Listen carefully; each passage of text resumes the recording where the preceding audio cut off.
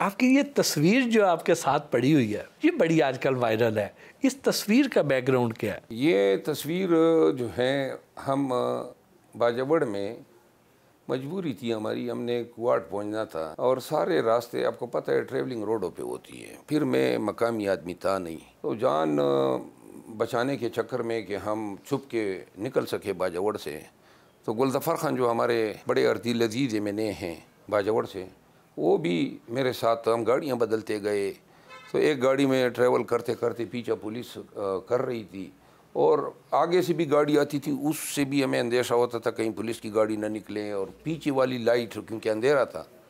तो ये चेज़ होते होते हम अफ़गानिस्तान और पाकिस्तान की बॉर्डर पे पहुंचे। 20 मिनट का पैदल रास्ता था तो हम अफ़गानिस्तान में होते, और ये वो इलाका था जो बिल्कुल सारा तालिबान के कंट्रोल में था। हमें ये भी अंदेशा था कि कहीं इनसे भी मुठभेड़ ना हो जाए। तो यूँ कहीं से एक चादर मिल गई और हुलिये भी छुपाना था, तो नज़र इन शक्ल तब्दील करने के लिए चश्मे भी लगा दिए, टोपी भी कहीं से पहन ली, तो किसी ने वो ऐसे सख्त हालात में यह तस्वीर खींच ली।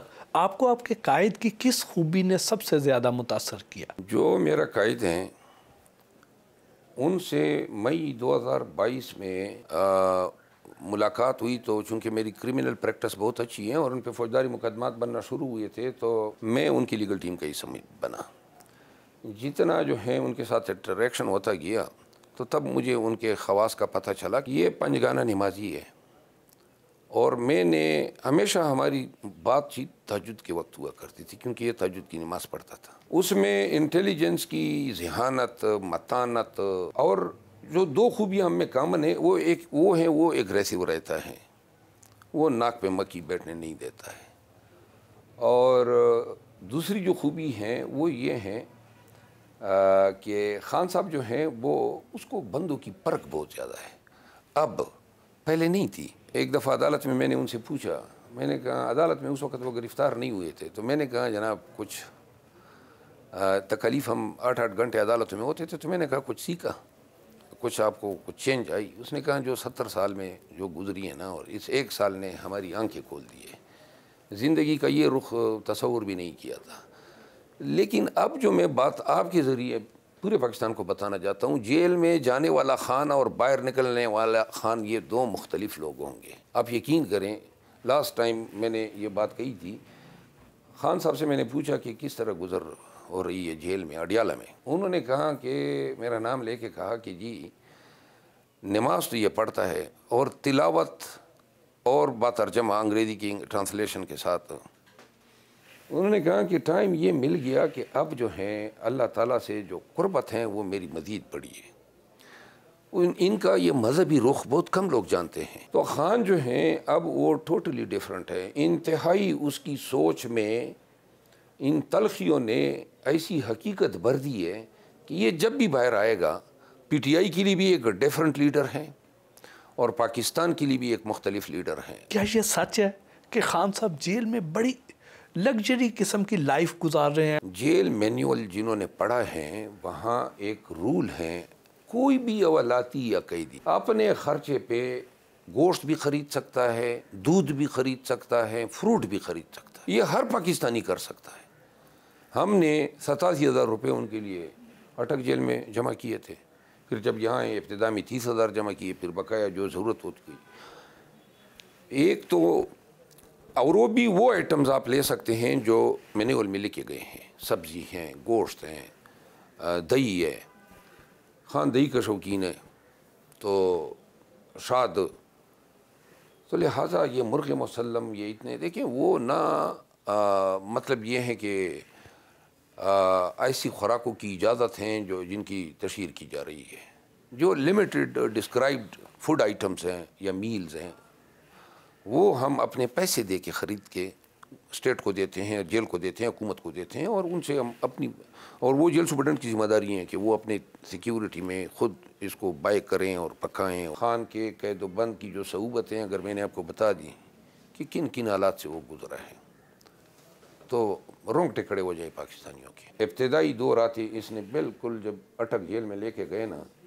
तो ना तकिया था, ना कोई मैट्रेस थी, नंगी ज़मीन पे उनको सुलाया गया। कीड़े मकोड़े इतने थे, खुद अगले दिन में मिला तो वो उसने कहा कि सारी रात कीड़े मकोड़े मच्छर, बल्ब जो था वो कसदन जो है 1 हफ्ता तक उस सेल में जलाए रखा गया, ताकि वो, क्योंकि आदमी जो है सोते वक्त बल्ब ऑफ करना चाहता है। बाथरूम की हालत गई गुजरी थी। तो खान ने ना उनको शेव, यानी इब्तिदा में जो दाढ़ी के वो की बात हुई थी ना, वो कोई शीशा ही नहीं था जिससे वो शेव करता। ये इंतहाई गैर इंसानी रवैया था। 1 हफ्ते तक उन्होंने बर्दाश्त किया। वो जो जॉगिंग मशीन है कहते हैं वो भी बड़ी महंगी है और वो सरकार ने उनको लेके दी है, और फिर रहने के लिए अब 8 कमरे सराउंडिंग के खाली करवा दिए गए हैं। मैंने केस किया था। सरकार जो है, अब क्या कहूँ मैं आपको, ये जो मशीनें हैं ट्रेडमिल, इसके लिए हमने रिट की थी। इसमें एक ये भी हमने प्रेयर मांगी थी। तो कोर्ट के हुक्म पे ये ट्रेडमिल जो है वो बनी गाला से मैंने गाड़ी भेजी बनी गाला को, और वो मंगवाई, और फिर वो बाद में उनको डिलीवर हुई। खान की अपनी ये थी जो बनी गाला में पड़ी हुई थी। मुखालफिन पहले तो कहा करते थे कि खान साहब ड्रग्स लेते हैं और ये जेल में 1 रात भी नहीं गुजार सकेंगे, और अब उनका कहना ये है कि जेल का अमला जो है वो खान साहब को खुफिया तौर पे अंदर ड्रग्स सप्लाई कर देता है, इसलिए वो वहाँ पे सरवाइव कर रहे हैं। आप क्या कहते हैं? जेल तो सारा उन्हीं की तहवील में है। किसी की मजाल है कि वहाँ पे चिड़िया पर मार सकें।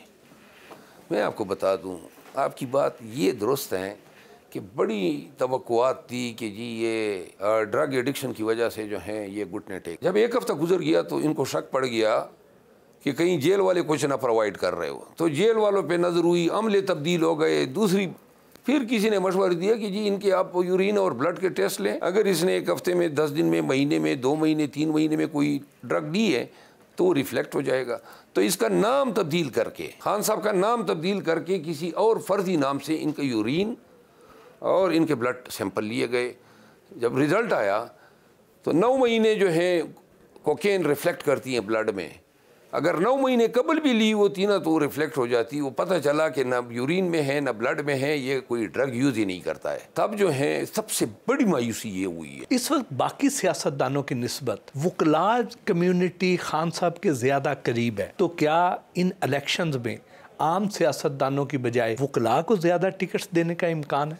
खान की ख्वाहिश ये नज़र आ रही है हमें पंजाब की हद तक। खान साहब ये समझते हैं कि शायद वकला जो हैं वो डट जाएंगे, और अगर हमारे उम्मीदवारों को उठाया जाने लगा तो वकला जो हैं, चूँकि उनके पीछे बार एसोसिएशन है, बार कौंसल्स हैं, फिर अदालतें भी वकला का ख़ास ख्याल करती है, वो ही उनकी ये समझ है। मेरी ज़ाती समझ ये है कि मैं तो ये समझता हूँ कि वकला ने कौम को भी मायूस किया है, और मेरा ख्याल है यही वक्त था कि वकला जो हैं रूल ऑफ लॉ के साथ उठ खड़े होते। यही वक्त था, और ये बुनियादी काम है वकला का। बार एसोसिएशन जो हैं अपने अजला, तहसीलों, टाउन्स, बड़े शहरों में अपने लोगों के हकूक़ के निगाहबान होते हैं।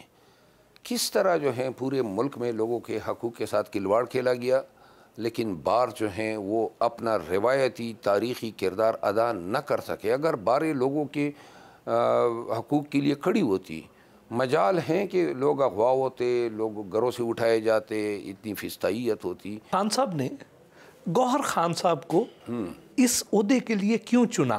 क्या वो फ्रंट पे आके पार्टी को लीड कर सकेंगे जिस तरह खान साहब किया करते थे? जो मुझे ज़ाती तौर पे नज़र आ रहे हैं 2-3 वजूहात जिसने शायद खान को जो है वो इस पे माइल किया, वो नंबर 1 ये हैं कि गौहर खान हमारी टीम में सबसे ज़्यादा बर्दाश्त वाला आदमी है, तहम्मुल रखता है, सॉफ्ट स्पोकन है, अमेरिका से पढ़ा लिखा है, बैरिस्टर हैं, यूके से पढ़ा है, और बड़ा अच्छा फैमिली बैकग्राउंड है।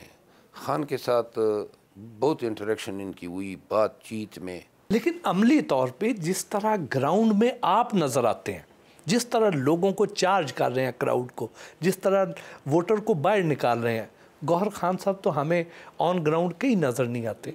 गौहर खान साहब का वक्त आएगा ना, अभी तो ये वो वक्त हैं, ये वो लम्हे हैं जिनमें हम अपने चेयरमैन को मुलविस नहीं करना चाहते।